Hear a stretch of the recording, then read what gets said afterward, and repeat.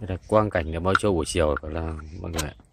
Đấy, phía trước là con chim chim đen.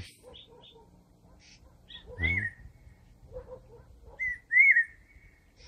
Lại con chim quyên quý đây.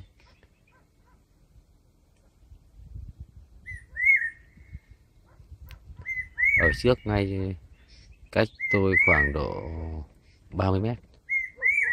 Đấy.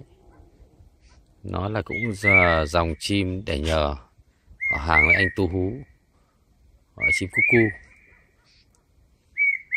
đến rất gần với tổ chim sà beng.